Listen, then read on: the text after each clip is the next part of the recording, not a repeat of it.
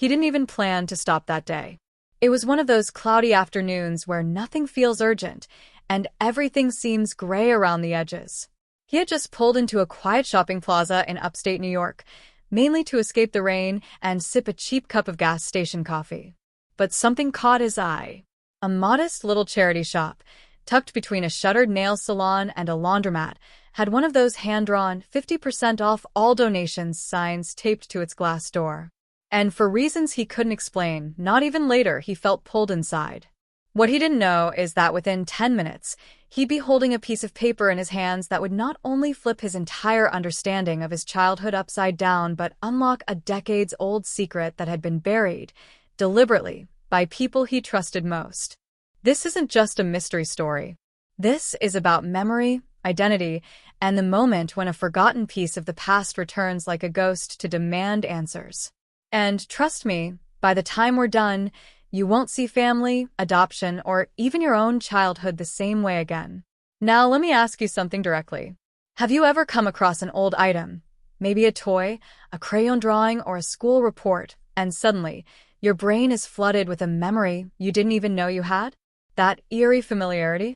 That emotional tug? Even if you can't put your finger on why it matters so much? That's exactly what happened to Evan Mitchell, a 32-year-old software engineer and ordinary guy who thought he had his entire life figured out. No drama. No family scandals. Just a quiet apartment in Albany and a routine filled with work, walks, and weekend errands. But what Evan didn't realize was that one rainy detour into a secondhand shop would begin to unravel everything he believed about who he was and where he came from. You're not just going to hear what he found, you're going to see how it felt, what it meant, and how every breadcrumb led him closer to a truth someone went to extraordinary lengths to keep hidden. And here's the truth. The answer to what he found, why it was there, how it got there, and what it revealed, is exactly what brought you to this video. You're here because something in that title hooked you. Something in you needs to know why a grown man discovering a childhood drawing in a random charity store could shake the ground under his feet. And I promise you'll get that answer. But not all at once. Because the story unfolds like real life.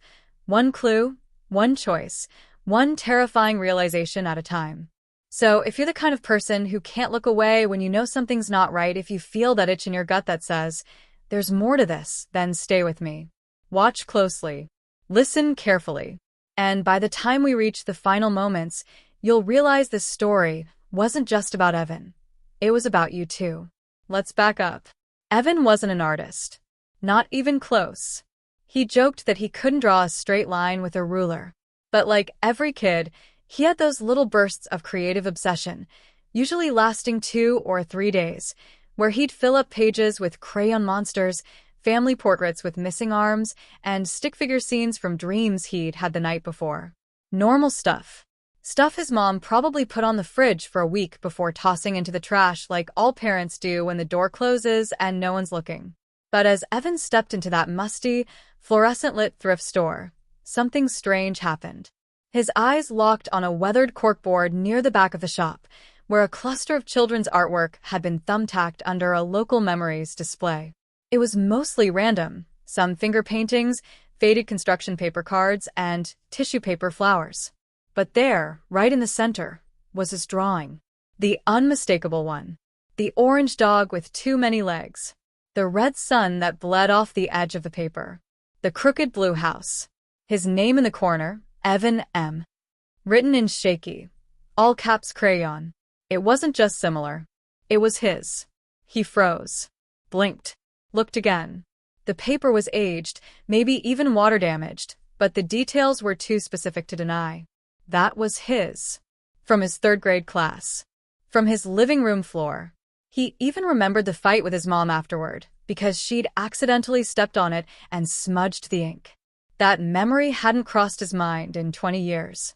So how did it end up in a dusty corner of a thrift store nearly 100 miles away from the house he grew up in? And that, right there, is where the story splits in two. Before and after.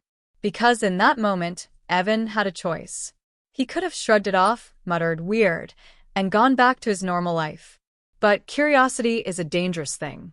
Especially when it's tied to something that touches your soul. Evan didn't walk out of that shop empty-handed. He asked the clerk where the drawing came from. She couldn't tell him. He asked who donated it. She didn't know. But she gave him a receipt and pointed to a donation ledger. That's when the hunt began. A slow, methodical unraveling that would lead to library basements, adoption files, a decades cold case in another state, and a confrontation with a man he thought he'd never meet. A man who had once held him as a baby and then disappeared from his life without a trace. Now, before we go any deeper, let me say something personal, because I want you to know I see you. This isn't just a story. This is a reflection of something almost all of us carry: unanswered questions about where we come from, who we really are, and what truths our families might have buried for our own good. Maybe your story isn't like Evan's. Maybe you weren't adopted, or maybe your childhood was clean and clear and filled with love. But even then, aren't there parts of your past that still feel like a locked box? Faces you remember but never knew the names of? Feelings you can't explain? Evan's journey is your chance to look inside that box without having to open your own. So don't just be a viewer. Be a witness. Follow him. Feel what he felt. And ask yourself, if this happened to me, would I want to know the truth? Even if it shattered everything I thought was real. The more Evan pulled at the thread, the more it tangled. A record mismatch here. A foster agency that had no files but accidentally leaked a document with a name he didn't recognize. A trip to his childhood home where the current owner mentioned a storage bin left behind in the attic crawl space. And in that bin? More of his childhood, photos, a birth certificate with a different last name, and a letter written by a woman he had no memory of signed. To my little boy, I hope one day you'll understand why I let you go. It didn't make sense.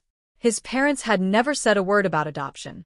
In fact, they were explicit: he was their biological child. Born in a local hospital. Raised in the same house his entire life. And yet, everything about that letter felt real. Heartbreaking. Authentic. He started to question his memories. Started to replay conversations, birthday parties, school events. Were there signs he missed? Warnings? And who was this woman who claimed to be his mother? This isn't fiction. This isn't a clickbait headline. This is the kind of story that unfolds quietly at first, like a crack in glass, until suddenly it all shatters. The emotional weight, the psychological toll, the relentless drive to know the truth even when it hurts. This is what Evan lived through, and what we're going to live through with him. Not as passive observers, but as people who understand what it means to chase answers. So if you're still watching, you're exactly where you need to be. And you're about to learn something that could shake your entire view of family and fate. Because Evan wasn't the only one searching. And the person who left that drawing there, if it really was left intentionally, may have been trying to send a message. Or maybe a warning. And just when Evan thought he had reached the end of the mystery, when every piece had finally been laid out in front of him, like a puzzle ready to snap into place, that's when the phone call came. One he never expected. A blocked number. A familiar voice. And a single sentence that changed everything. But we'll get to that. Because what was said on that call, what Evan heard, is what made this story national news. And you won't believe who was on the other end of the line. Evan Mitchell had always considered himself grounded, maybe even a little boring by some people's standards. He didn't live for thrills or chase dramatic twists. His daily routine was almost comically predictable. Wake up at 6:30, protein shake and toast, check emails before commuting across town to his modest tech firm, and then back home for dinner, and streaming reruns of crime documentaries while half listening to podcasts about space, ancient civilizations, or unsolved mysteries. It was a comfortable life, if not exactly remarkable. But what made Evan interesting was what he did every day. It was how closely he paid attention to the world around him. He noticed things others missed. The way people's eyes darted during a lie. The small changes in tone when someone said, "I'm fine," but clearly wasn't. He had a quiet, analytical mind. One trained not to jump to conclusions but to gather facts, to wait and see. That's why the drawing disturbed him so deeply. It wasn't just that it existed or even that it ended up in a random charity store. It was how specific it was. The colors, the mistakes, the uneven lines. all so deeply familiar they made the hair on the back of his neck rise. Someone had kept it. Someone had saved it. And now, it had somehow resurfaced in the most public, yet subtle, way imaginable. It didn't feel random. It felt like a breadcrumb, a message, or worse, a setup. In the weeks leading up to the discovery, Evan's life had already begun shifting in ways he couldn't quite explain. He had recently ended a 5-year relationship with his girlfriend, Alana, after what he described as a slow emotional unraveling. They were kind people, but no longer the right people for each other. The breakup wasn't loud or ugly, just final. But ever since then, Evan had felt a strange emptiness, like something vital had been misplaced rather than lost. He'd also been getting strange emails, nothing outright threatening, but just odd. Generic usernames with names like History Collector 88 or Breathe Deeply Now sent him vague messages like, "Ever wonder where you really came from?" or "Not all memories are yours to keep." He dismissed them at first as spam or maybe phishing attempts, but once the drawing appeared, those emails started to feel like the beginning of something bigger, something calculated. He even started to wonder if someone had been watching him. That sense of being observed in his own space, the flicker of movement at the edge of his vision, and twice he found his mailbox open when he hadn't checked it yet. He tried to tell himself it was coincidence, but deep down the timing felt wrong. Too perfect. He reached out to his parents, David and Maria Mitchell, both retired educators who had moved to North Carolina 2 years earlier. They'd always been stable, loving, and maybe even a bit too normal. When Evan asked if they remembered the drawing, or if maybe they had donated some of his old things recently, there was a strange pause on the other end of the call. His mom laughed it off, said something about how she threw out all his scribbles years ago, and gently reminded him not to get too sentimental. But her voice cracked, just slightly. And his dad? Completely silent. Just one small cough, and then a distracted, "Well, you know your mother handled most of that stuff." That was odd, because David had always been the more talkative one. Suddenly, it felt like there was something they weren't saying. And the more they tried to steer the conversation away, the more convinced Evan became that they weren't just clueless. They were hiding something. At work, Evan found it hard to focus. He kept replaying every conversation he'd had with his parents growing up, searching for clues. Were there gaps in their stories? Did he look different from them? Were there any family photos missing from the albums? And now that he thought about it, there were. Not a lot, but enough to raise questions. There were no baby pictures before the age of 2. No hospital bracelets or footprints. No photos of Maria pregnant. She always said she didn't like having her picture taken during that time, and Evan had accepted it. But now, with the drawing reappearing out of nowhere and the strange emails creeping back into his inbox, he couldn't ignore the silence anymore. That's when he made a decision that would take everything to the next level. He requested his original birth certificate, a process he hadn't thought twice about until he realized the one he had didn't list a hospital, just a county name. When the new certificate arrived, it was sealed, redacted in parts, and marked with a case number he didn't recognize. Adoption services. Private placement. Non-disclosure. It felt like peeling back the first layer of wallpaper and finding another design underneath. More questions. More lies. He started researching late night, scrolling through Reddit forums, watching hours of YouTube videos on closed adoptions and identity theft, even reaching out to genealogy sites that specialized in uncovering family secrets. The more he searched, the deeper he fell into the rabbit hole. And then came the most bizarre twist yet.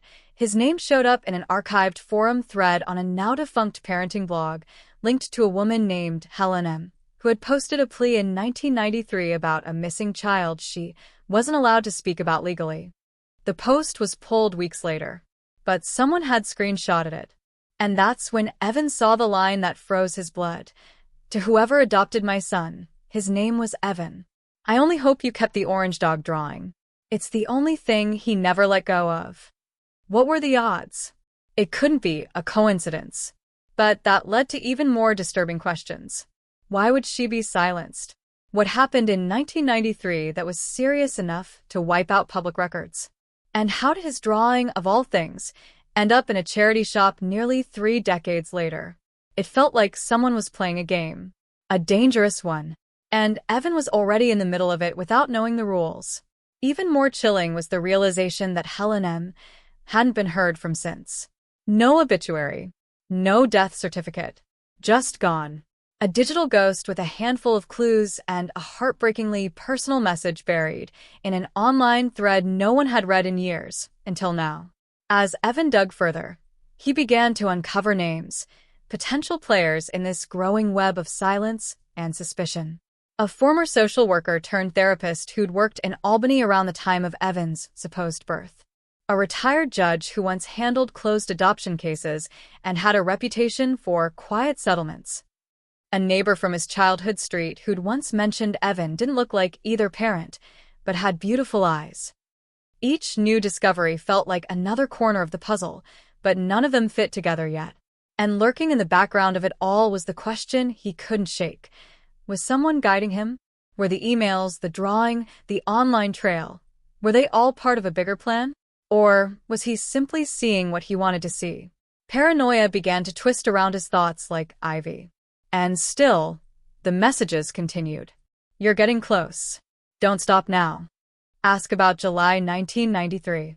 Evan didn't know who to trust. Not his parents. Not the government records that suddenly needed extra processing time. Not the woman at the public records office who warned him off the case with a nervous smile. And certainly not the faceless usernames that seemed to know him better than he knew himself. But despite the uncertainty, the fear, the late-night anxiety spirals, Evan couldn't stop. He needed to know. Needed to understand how a single crayon drawing had become the fuse to a life-altering revelation. And even more urgently, why someone had chosen now to set that fuse alight. The last thing he expected was for his investigation to start making headlines. But when a local reporter picked up on the anomaly of sealed adult adoption records from the early 90s, and when Evan agreed, reluctantly, to do an anonymous interview about his situation, everything shifted. The story spread. First on YouTube, under trending tags like #DNA-secrets, #adoption-scandal, and #truth-revealed. Then on TikTok, where a user claimed to be the niece of a woman who knew about the Evan case and hinted at a cover-up. It was suddenly bigger than him. People were invested. The public wanted answers. But not all attention is safe attention, and the phone call that followed? The one that came at 2:17 a.m. from a restricted number? That was the first time Evan truly feared for his life. The voice was calm. Older. Male. And it knew things, personal things, about Evan's childhood, the drawing, and what had really happened in 1993. But the scariest part wasn't what the voice said. It was what it didn't say. The long pauses. The unfinished sentences. The way it whispered at the end. Stop digging, Evan. You were never supposed to find this. And in that moment, Evan realized something terrifying. The truth wasn't just hidden. It was protected. And the people protecting it were still watching. The morning after that chilling phone call, Evan found his apartment door ajar. Just slightly, barely an inch, but enough to make his breath catch. He remembered locking it the night before. He always did. The old deadbolt made a loud metallic thunk when it clicked into place. He stepped inside cautiously, every instinct screaming that something was off. Nothing looked stolen. His laptop was still there. The TV untouched. But when he opened his desk drawer where he had stored the original envelope from the charity shop, the one that had contained the orange dog drawing, it was gone. Not misplaced. Not moved. Gone. The papers he'd begun collecting over the past 2 weeks, screenshots, printed emails, the sketchy adoption form, were all untouched. But the drawing, the very thing that had set everything in motion, had vanished without a trace.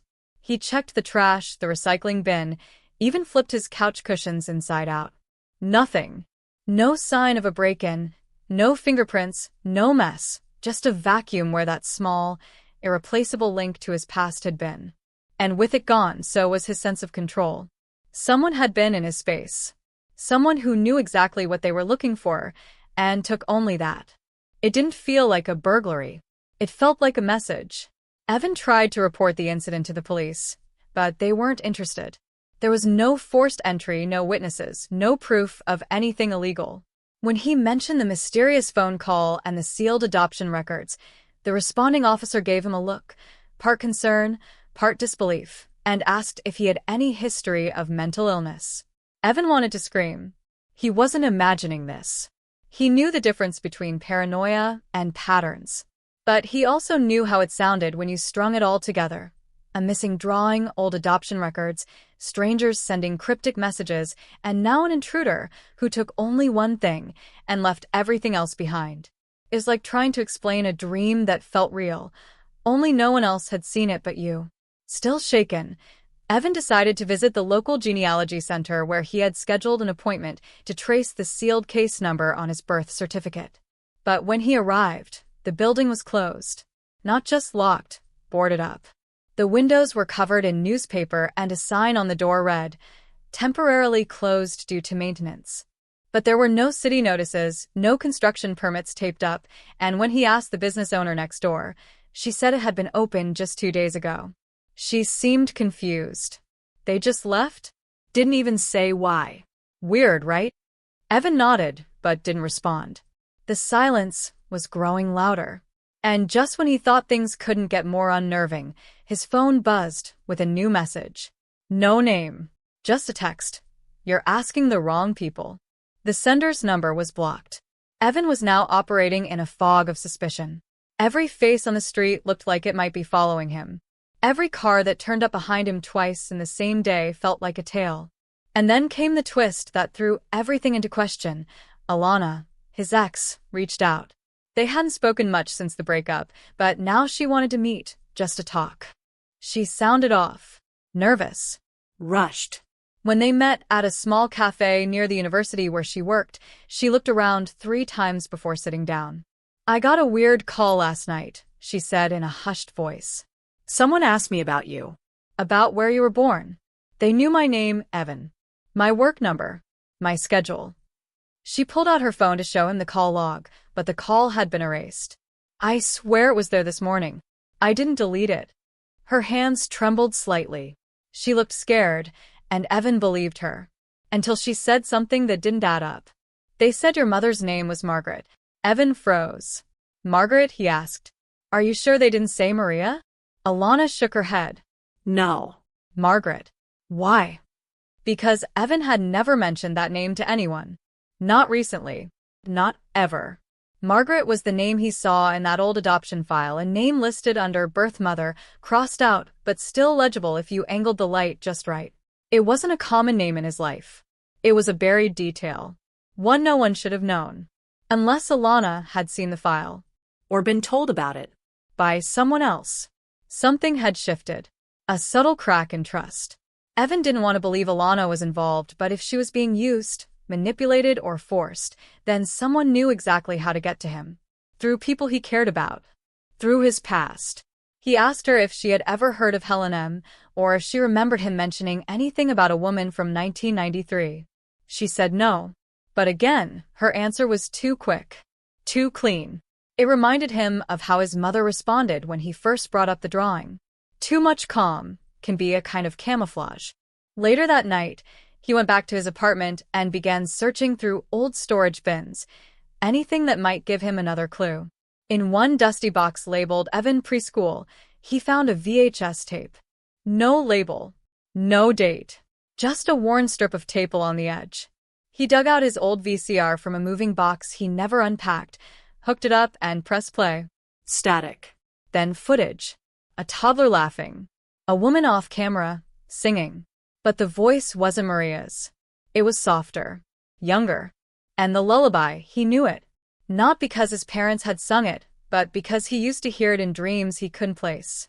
The tape skipped, glitched. Then it showed a woman holding a child, Evan, unmistakably him, while a man in a white coat wrote something on a clipboard. Evan sat there, stunned. This wasn't home video. It looked clinical, almost staged. And then the image froze. Not paused, froze. Just before the woman turned to face the camera. Before Evan could see her face. The screen turned to static again. And the VCR started smoking. He yanked the tape out, but it had already warped. Melted slightly around the edge. That footage could have answered everything. And now it was gone. Just like the drawing. Just like Helen M. Just like the truth. But one frame, one single frame, had burned itself into Evan's mind before the tape died. It showed a logo on the wall behind the clipboard man. Faded, but unmistakable. It was the same logo he saw on the adoption file. The initials. HARP. He had no idea what it stood for. But someone somewhere really didn't want him to find out. Just as Evan began to piece together what HARP might mean, an acronym hauntingly etched into both his adoption records and now this disturbing footage, a new development sent the entire mystery spiraling in a direction he hadn't anticipated. It came through an unexpected phone call from his older cousin, Jason, someone he hadn't spoken to in nearly a decade. The two had grown up close, summer cookouts, sleepovers, holidays spent digging through old family trunks in their grandparents' attic. But life had pulled them in different directions after college, and they drifted into that quiet, unspoken distance so common in American families. When Jason's name lit up his screen, Evan's first thought was that maybe he had seen something online or heard from someone. But as soon as he answered, he realized Jason was rattled, his voice thin and breathless, like he'd run a mile before calling. He didn't bother with small talk. "Did you get one too?" he asked. Evan didn't know what he meant at first. "One what?" Jason exhaled, shaky. "A package. No return address.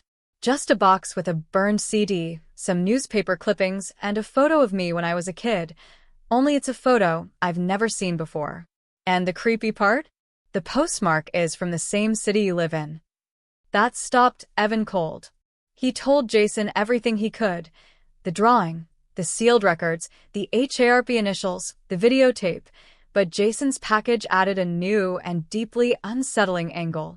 When they compared notes, it turned out the newspaper clippings in Jason's box were all stories from the early 1990s about children's hospitals, psychiatric facilities, and unexplained disappearances of newborns from foster homes in the Pacific Northwest, many of which had never been solved. One article referenced a facility under investigation for unauthorized research trials on infants. The name was redacted, but a portion of a building sign was visible in the photo beside it. And clear as day, just above the overgrown ivy and shadow of the corner awning, were the same 3 letters again. HARP. Jason admitted he'd been adopted too, but his parents had always told him it was a private adoption through a church network. Nothing suspicious. Just one of those cases where a young teen couldn't raise a child. But now he was second-guessing everything. Especially since one of the photos in his package, another image he didn't recognize, showed 2 toddlers sitting in front of a wall mural of cartoon animals, one of them unmistakably him. The other? At first, Evan couldn't believe it, but the more he looked at it, the harder it was to deny. It looked exactly like him, too. Same eyes. Same expression. Same chipped front tooth he'd always thought was from falling off his bike at age 4. But this photo had been taken before that accident. Years before. Which meant either it wasn't a bike that damaged his tooth, or something much deeper had been covered up. Evan and Jason agreed to meet in person. They needed answers, and maybe comparing everything they had in hand could help them figure out what HARP was hiding. But just as they were finalizing their plan, Jason got quiet again. "One more thing," he said, his voice suddenly heavy. "That CD that came in the package? I played it. It was just static at first. Then this voice came through. Distorted, but clear enough. It said my full name. Then it said, 'Do not trust Evan.'" Silence bloomed between them like a slow explosion. Jason asked cautiously, "Evan, is there anything I should know?" That hit harder than Evan expected. Not because he had anything to hide, but because someone had managed to twist Jason's trust in seconds. And it meant that whoever was orchestrating all this wasn't just watching Evan, they were actively trying to divide him from anyone who could help. The manipulation was deliberate, personal, and increasingly sophisticated. They weren't just digging up the past, they were engineering paranoia. Desperate for clarity, Evan visited the university library the next day, pulling every public record, every archived article, every medical journal listing that even remotely mentioned HARP or the initials of its presumed leadership. Hours of reading produced barely anything solid, just vague references to a defunct health consortium and a few abandoned domain names. But something buried in a 2002 lawsuit summary caught his eye, a class action case dismissed under sealed conditions involving a private medical entity accused of biometric research on wards of the state. The location? Oregon. The timeline? Early 1990s. The name of the plaintiff? Helen M., last name redacted, but Evan didn't need the rest. His stomach turned. She wasn't just a social worker or an informant. She had been involved. Possibly even a whistleblower. And now she had vanished. Which made sense if she'd tried to expose something dangerous and then got silence for it. But just when Evan thought he had found a new path forward, everything shifted again. His phone rang and the caller ID read unknown. He let it go to voicemail, and when he played it back, it was just heavy breathing at first, then a single sentence, whispered like a secret. "We know you're not one of them." The voicemail ended abruptly. No name, no voice match, just that one cryptic phrase. Not one of them. It was meant to sound reassuring, but it didn't. If anything, it pushed Evan further into doubt. Who was them? The people at HARP? His adoptive family? Jason? Or something even bigger, something he hadn't even considered yet? As the sun dipped below the skyline and shadows stretched across his living room floor, Evan stared at the scattered evidence around him, his pulse slow but heavy in his chest. He felt watched, hunted, but also selected, like he was part of something he didn't apply for but was already inside. And now, more than ever, he had no idea who he could trust. Because with every answer came two new questions. And someone somewhere was pulling the strings with surgical precision. And they weren't finished yet. It happened the next morning, and it shattered whatever illusion of safety Evan still held on to. He had just stepped out of the coffee shop down the street, the one where the barista always remembered his name, and where he usually felt normal, like the last few weeks had just been some overactive spiral of imagination. But as he walked back toward his apartment, coffee in hand, he noticed something strange, a black SUV idling near the alley beside his building. At first, he brushed it off. This was a busy city. Cars came and went all the time. But as he crossed the street, the SUV pulled out, turned slowly down the block, then circled back, passing by him with tinted windows that made it impossible to see who was inside. The way it moved, not fast, not slow, just calculated, sent a jolt of unease through him. He picked up his pace. But the next thing he saw hit even harder. The door to his apartment had been pried open. Not broken, not kicked in. Just enough to notice if you were looking for it. Evan's heart dropped into his stomach. He stepped inside slowly, scanning everything. Nothing was obviously missing. His laptop was still there, his drawers untouched. But something was off. His notes, the ones he'd written about HARP, the photo comparisons with Jason, the sticky notes lining his wall, were gone. Not a single trace left. Just the faint imprint of where they'd been stuck. That's when the fear turned into something deeper. Paralysis mixed with nausea, like his own home had been rewired by someone else's hand. He backed out of the apartment and called Jason immediately. But Jason didn't answer. That wasn't like him. They'd been texting nonstop since the packages arrived, exchanging every little clue or gut instinct, trying to connect the dots. So, Evan tried again. Voicemail. He called 3 more times, then checked his messages, hoping for something that would explain the silence. Nothing. He stared at the screen, thumb hovering over the emergency contact button, when another message arrived, this time an email. No subject. No sender. Just a black and white photo of Jason's front door with a red X spray-painted across it. Evan froze. His fingers went numb. That symbol hadn't just shown up overnight. It meant something. Something deliberate. A warning. Or a promise. The next few hours were a blur of panic and dread. He called the local police in Jason's area, pretending to be a concerned cousin who hadn't heard from him in days. The officers said they'd send someone by the house. But Evan already knew what they'd find. Or what they wouldn't. By dusk, it was confirmed. Jason's car was still in the driveway, but no one answered the door. No sign of forced entry. No record of him leaving town. No cell signal. It was as if he had vanished completely. That's when the reality hit Evan like a punch to the chest. Whatever this was, it was real. It wasn't just strange coincidences or old adoption records. It wasn't just a curiosity from the past. It was active, organized, and closing in. The fear began to change shape, turning into something darker and more disorienting. Evan started second-guessing everyone, his neighbors, the guy who jogged past him 3 times in an hour, the maintenance worker in the hallway who didn't look familiar. Every shadow felt like an eye. Every car that slowed down felt like a trap. He began covering the peephole in his door, placing a strip of tape over his webcam, changing his passwords every few hours. But the paranoia wasn't just about surveillance, it was about control. Someone was orchestrating this, manipulating him into isolation. And the more he tried to resist, the more he felt like he was already a pawn in a game he didn't understand. Late that night, he found himself revisiting the voicemail from the unknown caller. The one that said, "We know you're not one of them." But now it didn't sound like reassurance. It sounded like division. Like someone trying to pit him against the only person who had been helping him. He wondered if Jason got the same kind of message about him. He wondered if they had been played from the start, forced into a maze with no exits and nothing but suspicion as their guide. The next morning, a new letter appeared. Not mailed.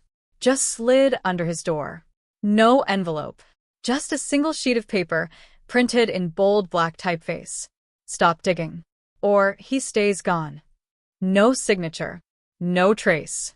Nothing but the threat and the gut-wrenching reality that Jason might be paying the price for something Evan hadn't even uncovered yet. He stared at the message for what felt like an hour, trying to process whether this was really happening or whether it was all some carefully staged performance designed to drive him mad. But he couldn't ignore the facts anymore. Someone had been inside his apartment. Jason had disappeared. And now they were making it clear. The truth had a cost.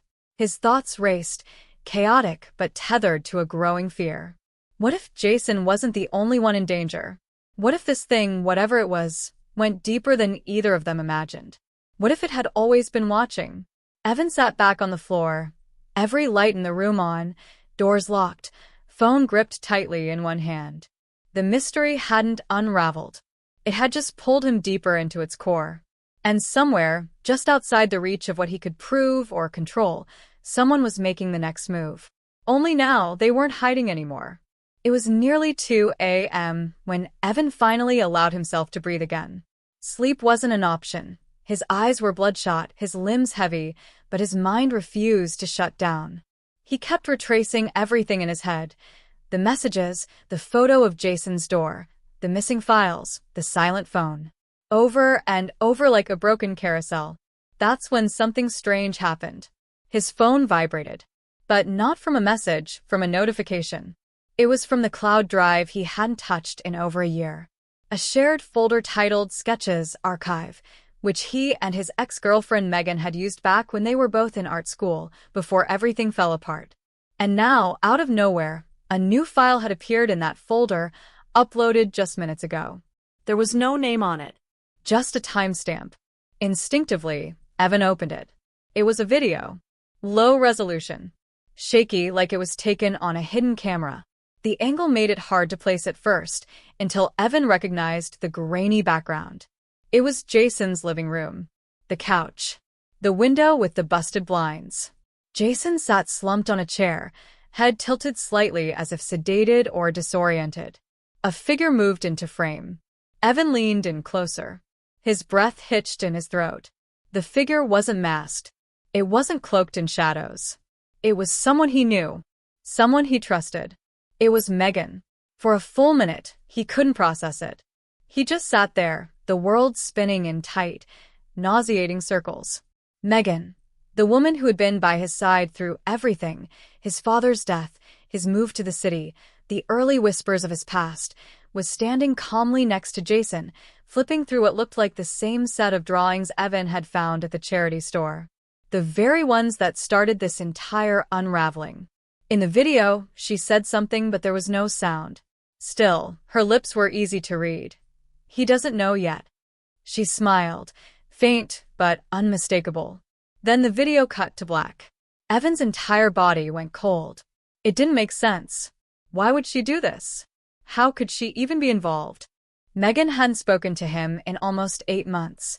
After their breakup, they'd gone separate ways, cordial, but distant. She had moved out, deleted him on social, blocked his number after a drunken voicemail he barely remembered leaving. There was never closure, but there was never a sign she held any resentment either. So why was she standing in that room, calmly watching Jason as if it were just another project? 1,000 thoughts crashed into each other. Was she working with the people who broke into his place? Had she sent the drawings to the store to lure him in? Was the whole thing planned months, maybe years ago? But before he could even formulate a plan, another alert flashed on his screen, this time from his home security camera. The motion sensor. He opened the feed, heart in his throat. There, outside his door, was Megan. She didn't knock. She didn't move. She just stood there for nearly 10 minutes, eyes fixed on the peephole, like she knew he was watching. Then she slipped something under the door and walked away, without a word. Evan didn't move at first. He was frozen in place, unsure if this was a trap or some deranged setup. But curiosity, as always, won. Slowly, cautiously, he cracked the door open and pulled the envelope inside. Inside was a single sheet of paper with a child's drawing, his drawing. The exact same one from the store. Only this time, there was something added, a date scribbled in red crayon along the bottom corner. A date that hadn't been there before. Evan's birthday. Not the one on his birth certificate, the one he remembered from when he was little. The one his adoptive parents had always brushed off as him, getting confused. The date he'd written into countless journals and memories, the one he'd never been able to shake. That was the moment the floor gave out from under him. This wasn't just about Jason. This wasn't about a long-lost drawing or some dark adoption secret. This was about him. Every breadcrumb, every clue, every piece of evidence, they had all been pointing in one direction. But he had been looking outward when he should have been looking inward. The drawing wasn't a message. It was a map, a timeline, a hidden cipher of his own erased past.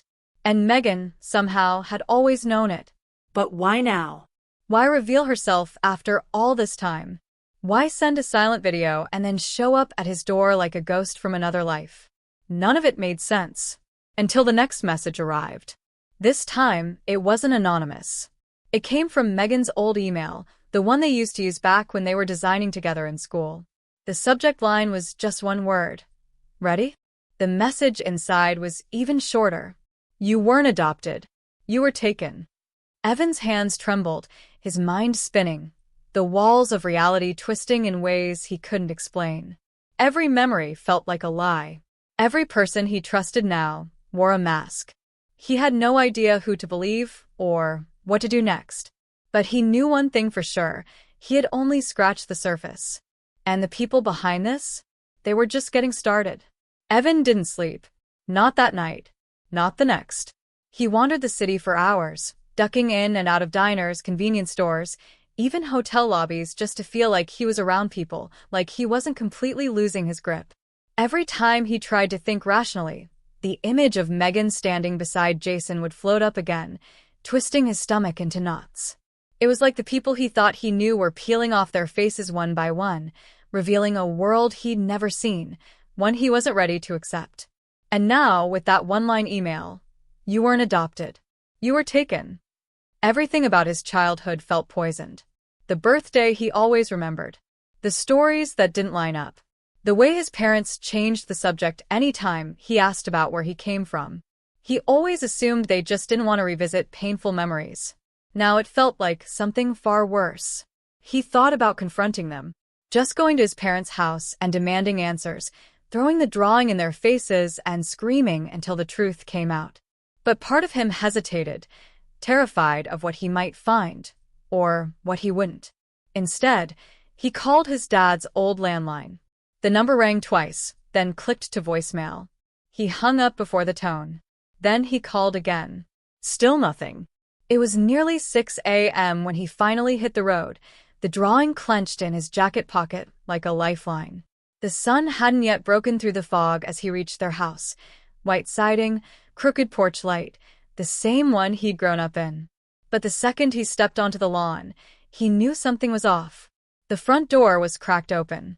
Evan's heart pounded in his chest. He stepped inside slowly, calling out for his mom, then his dad. No response. Everything was in place. Keys still in the dish. The television softly humming from the den. A cup of tea on the counter still warm. But not a soul in sight. He moved cautiously through the hallway, the hardwood creaking beneath him. That's when he saw it, his childhood bedroom door wide open, something taped to the wall inside. A Polaroid. It was Megan again, standing in what looked like an underground parking garage. Her expression was blank, almost robotic.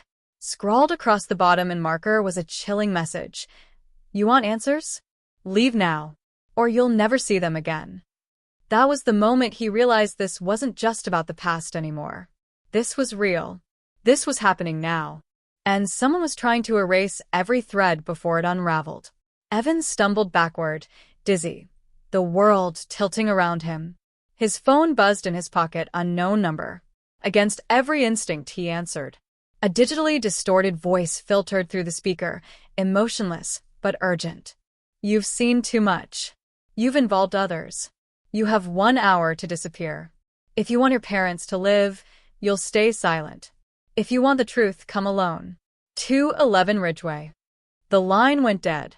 No explanation. No time to think. And that was it.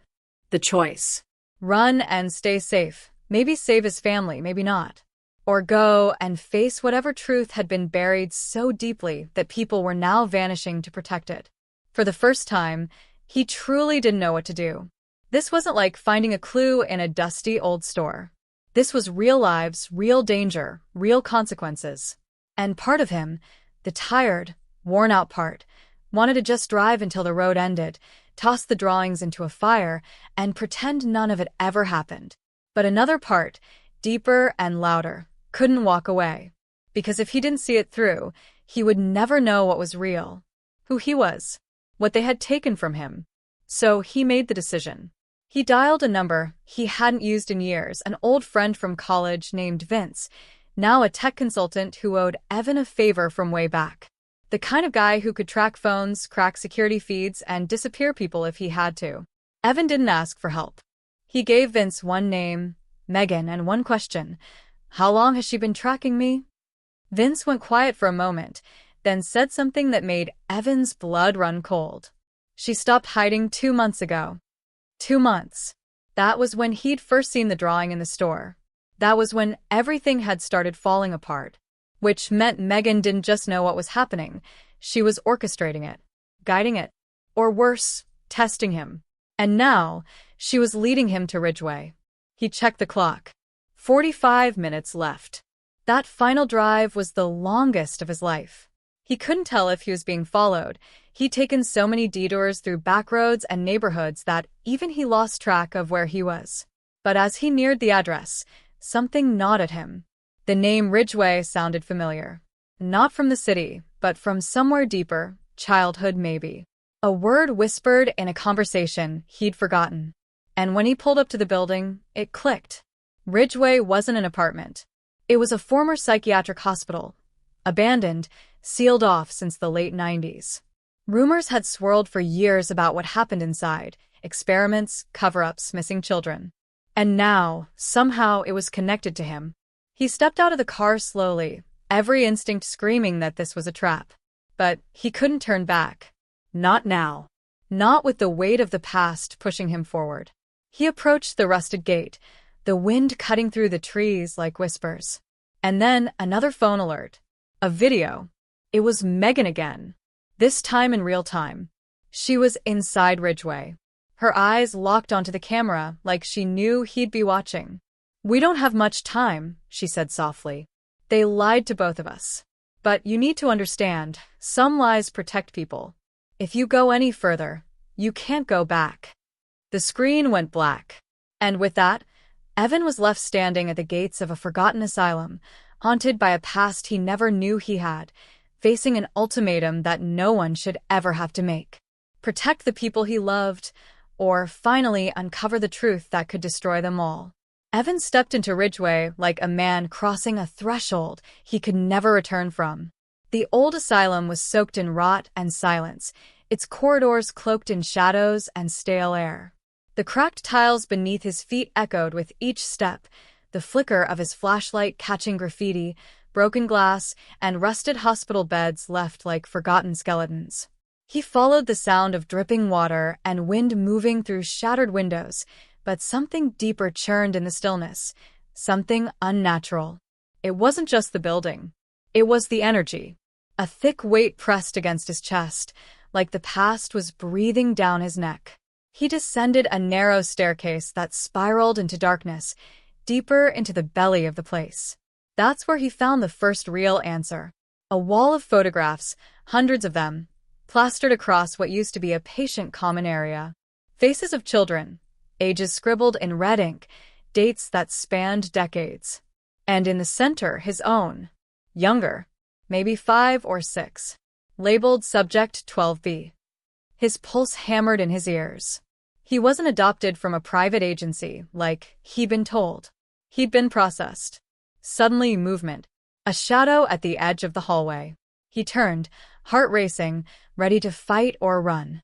But it was Megan. Her face pale, eyes wide, hands up to show she wasn't a threat. She looked different, tired, frantic, like she hadn't slept in days. "They know you're here," she whispered. "We don't have much time." He stared at her, every instinct telling him not to trust a word. "You've been lying to me since the beginning," he said, voice shaking. Why? "What is this?" Megan stepped closer. "You think this is about you?" "Evan, there are hundreds of us. Maybe more. They didn't just take kids, they erased us. Gave us new lives, new names, all to cover up what was done here. Medical trials, neurological experiments, trauma conditioning. You weren't the only one who got out. But you're the only one they didn't track from the start." He couldn't breathe. "So why now? Why come to me? Why pretend to help?" Megan looked at the ground, then back up with tears welling in her eyes. "Because I was helping until they found me. They made me choose. Them or you." Before he could respond, the sound of a door slamming echoed through the corridor, followed by footsteps. Multiple people. Armed. Tactical. Evan grabbed Megan and pulled her through a side passage, his mind racing. He didn't know who they were, but the way they moved told him they'd done this before. And that meant whoever was behind this had resources, serious resources. This wasn't just about a lost adoption or a forged birth certificate. This was a network, still active, still hiding its tracks. They ducked into what looked like an old records room, and that's when Evan saw another familiar face, Vince. But something was off. He was too calm, too rehearsed. He looked at Evan and smiled faintly. "I told you I'd find what you needed." Evan froze. "You're working with them?" "I never stopped," Vince said softly. "You weren't supposed to come this far. But now that you have, I can't let you leave." Betrayal hit harder than any punch. Vince had been his lifeline, his one anchor in all of this, and now he was the final knife in the back. Megan lunged at him, and the two scuffled briefly before she managed to knock his weapon from his hand. Evan grabbed a folder from the cabinet behind him and struck Vince across the face, giving them just enough time to escape down another hallway. The papers scattered across the floor as they ran, revealing blueprints, files, and names. So many names. Including one that stopped Evan cold. Project Echo. Test results, Dr. Mary Ann Holt. His mother. Everything inside him shattered. The woman who raised him, who cried at his graduation, who made grilled cheese when he was sick, who told him every night that he was loved, was part of this. Whether as a doctor or something else, her name on that file meant she wasn't just complicit. She was inside it from the beginning. Megan saw it too. "I didn't know," she said breathlessly. "I swear. But it explains everything." The air was thick with smoke now. Someone had set a fire upstairs. The building groaned, its old beams creaking under the pressure. As they ran through the maze of corridors, alarms blared faintly in the distance. It was chaos. Sirens in the distance. More voices shouting. It was all coming down. And yet, Evan couldn't move. Couldn't think. His entire life had been built on a lie so large it touched every person he loved, every memory he held sacred. The family vacations, his birthday, His first tooth falling out. none of it was untouched. None of it was safe. His mother had looked him in the eye for years, knowing full well that she had once signed off on turning him into this. He felt the weight of it all crashing down, the walls of Ridgeway echoing with truth and betrayal. But he didn't get to grieve. Not yet. A new voice crackled over the intercom, one he didn't recognize. "You've come far, Evan. But if you want answers, there's only one left that matters. Come to the West Wing. Alone. Or she dies." Megan stared at him. Her eyes didn't plead. They didn't beg. She just nodded. "Do what you have to." Evan turned toward the west corridor, heart racing, knowing that what waited ahead wouldn't just destroy what he believed. It would bury whatever was left of the boy who once thought he had a normal life. The conspiracy wasn't just a cover-up. It was still breathing, still watching. And it had just taken off the mask. The dim lights flickered as Evan made his way down the hallway of the West Wing, his every step echoing in the suffocating silence. His heartbeat thudded in his chest, drowning out everything except for the sound of his breathing and the distant hum of machinery. There was no turning back now. The walls around him felt like they were closing in, pushing him deeper into the heart of this nightmare. Megan was behind him, a ghost of the girl he once knew, but there was no time for conversation, no time for apologies or explanations. Only the cold, inevitable truth that was waiting for him at the end of this twisted journey. As he approached the last door on the left, the one that led to the central command room, the heart of Ridgeway, he paused. It felt like the building itself was holding its breath, waiting for him to make his move. He could feel the weight of everything that had led him here, all the broken pieces of his life coming together in one final, desperate attempt to find the truth. The truth that had eluded him for so long. But with each passing second, the question gnawed at him. What would it cost to uncover it? The door swung open with a creak, revealing a large, sterile room filled with computer screens and blinking lights. In the center stood Dr. Marian Holt, his mother.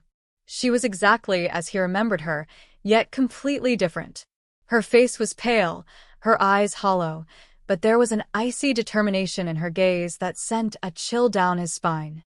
She didn't even flinch when she saw him enter. She had been expecting him. "I was hoping you'd come," she said, her voice smooth, but with an edge of something darker. "I always knew you would, eventually. You've always been so persistent." Evan felt his blood run cold, his mind spinning. This wasn't the woman who had raised him. This was someone else entirely, someone who had been hiding in plain sight for years, playing the role of mother while secretly orchestrating his entire life. "Why?" was all he could manage to say. It was the question that had haunted him for days, for weeks, for years. "Why would you do this?" Dr. Holt's lips curled into a smile, but it was more predatory than maternal.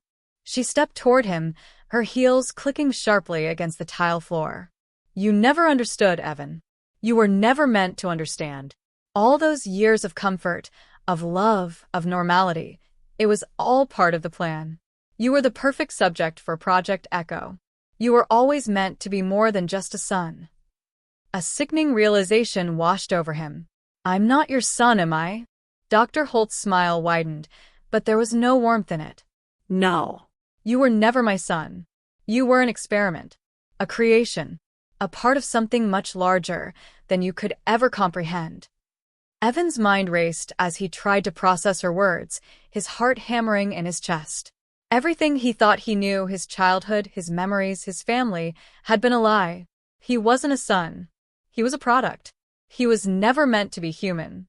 "But why the games?" he asked, his voice trembling. "Why all this? Why not just end it? Why keep me in the dark?" She raised an eyebrow, almost as if she were amused by his confusion. "Because, Evan, you were always the key, the perfect piece to the puzzle. Your brain, your genetics, your resilience, everything about you was the culmination of years of research. You were the one who could bring it all together. And now it's too late. You're already too deep." Before Evan could react, A low beep sounded from one of the nearby screens. Dr. Holt's eyes flicked to it, and her expression hardened. "You've wasted enough time, Evan. It's already in motion. There's no stopping it now." Evan's blood ran cold. He turned to the screen, his mind racing. What did she mean? What had she done? "The protocol," she said, her voice like a whisper in the dark, "is active. The experiment is already underway. It's not about you anymore. It's about the future of humanity." His head spun as he tried to make sense of her cryptic words. He moved toward the screen, his hand trembling as he reached for the keyboard. There, on the screen, were files, thousands of them.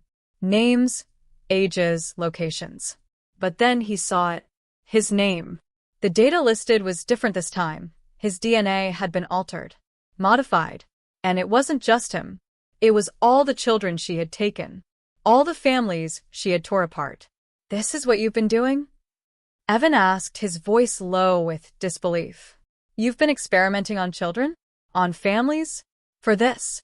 Dr. Holt stepped closer, her eyes gleaming with cold satisfaction. "You still don't understand. It's not about the children. It's about creating the next step in human evolution. The children we've been raising, they're designed to be better, stronger, smarter. And you, Evan, you are the perfect subject. You're the prototype. And now, the next generation is ready." Evan felt his stomach twist into knots. His life had never been his own. It had been a lie from the start. The family he had known, the people he had loved, had been puppets, part of an experiment that went deeper than anything he could have imagined. And then the twist came. The screen flickered again, and another file opened. This one was different. A name. A photograph. Megan. She wasn't just a victim in all this. She was part of it. Part of the plan all along. "No," Evan whispered, his breath catching in his throat. She knew. She knew the whole time. Dr. Holt's laugh echoed through the room. Of course she knew. She was always part of the experiment. But she wasn't the only one. There are others, other families, other subjects. You were just the beginning. The weight of the truth hit Evan like a freight train. He wasn't just a victim. He was a pawn in a much larger game. And now there was no turning back. The world as he knew it was crumbling, and he was standing at the center of it all. His eyes darted around the room, looking for an escape, for something, anything, that could stop this madness. But it was too late.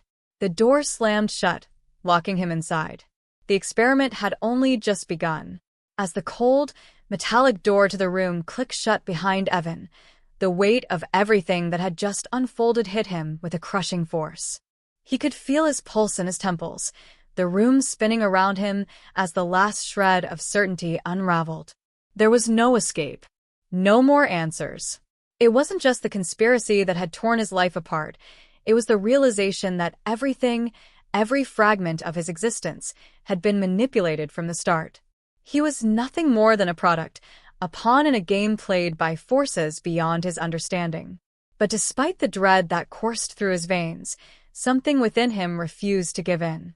The man who walked into that room, full of rage and confusion, wasn't the same man who was standing there now. He wasn't going to let this be the end.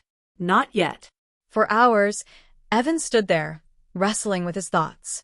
The lights above him flickered intermittently, but there was no escape from the truth that kept gnawing at him. Megan, his closest friend, the one person he had trusted more than anyone, had been part of this all along. He had been blindsided, deceived, but in the end, the pieces of the puzzle began to fit together in a way that, while horrifying, also gave him a semblance of clarity. He had been manipulated by someone he thought he knew, by a mother who was more monster than parent. But still, even in the darkest moments, Evan found something else, a resolve, a spark of defiance that refused to let his story end in this sterile room full of lies. There was something more at play, and he wasn't about to let it slip through his fingers without a fight. Just as Evan was about to turn and confront Dr. Holt one last time, the door opened. The figure that stood in the doorway wasn't who he expected. No, it was Megan. Her face was pale, her eyes wide with a strange mixture of fear and regret. She stood frozen for a moment, the weight of her own choices pressing down on her shoulders. "Evan," she began, her voice shaking with guilt. "I never wanted it to go this far. I didn't know what they were really doing until it was too late. You have to believe me. I was trying to protect you." Evan looked at her, his heart a twisted mess of emotions. He wanted to hate her, to scream at her for everything she had lied about, but as the silence stretched between them, he realized that she wasn't his enemy. No, they had both been victims of this monstrous conspiracy. But the question still lingered in the air. Could he ever forgive her? His mind raced as the pieces finally started to fall into place. Megan had been manipulated just as much as he had. She was a product of the same experiment, an unwilling participant caught in the web of lies that had bound them both. But even though he understood, even though he saw the desperation in her eyes, forgiveness didn't come easily. "You could have told me. You should have," Evan said, his voice hoarse as he looked at the girl who had once been his closest confidant. "You could have saved me from all of this. Why didn't you?" Megan took a hesitant step forward, her voice barely above a whisper. "Because I thought if I told you the truth, it would destroy everything. You would have gone after them, you would have uncovered everything, and that's not what they want. But now I see I was wrong. I never should have kept this from you." She reached for him, but Evan took a step back, shaking his head. The silence between them stretched again, but it wasn't heavy with anger or betrayal. It was filled with the weight of the truth that both of them had been trying to outrun for so long. "Where do we go from here?" Evan finally asked. He wasn't sure if he meant it as a question for Megan, for himself, or for the future that now seemed uncertain. But Megan's eyes softened as she looked at him, and for the first time in what felt like forever, there was hope in her gaze. "Wherever we go, we have to stop them. We have to stop this from happening to anyone else. We can't let this experiment keep going." She paused, taking a deep breath. "And I'll help you. We'll do it together." But even as the two of them exchanged a quiet, powerful moment of understanding, they both knew something wasn't right. The threat wasn't over. Dr. Holt hadn't been the only one in on this. There were others. More families. More children. The experiment wasn't just limited to Evan's past or Megan's role in his life. It was far-reaching, more widespread than either of them could have imagined. The conspiracy was just beginning to unravel, and it was bigger than they could have ever known. They hadn't just uncovered the truth about themselves. They'd opened a door to something that could change everything, something that no one was ready for. The final scene left Evan standing at the edge of the unknown, his future uncertain, the shadows of the past still lingering behind him. He looked out of the window, his eyes focused on the distant horizon, where the faint light of dawn was starting to break through. There was no going back. The past could never be erased, but it also couldn't define him anymore. He had a purpose now. A new mission. Megan stood beside him, her presence a reminder that even in the face of all this darkness, there was still a glimmer of light, of hope. Together, they would bring the truth to light, no matter the cost.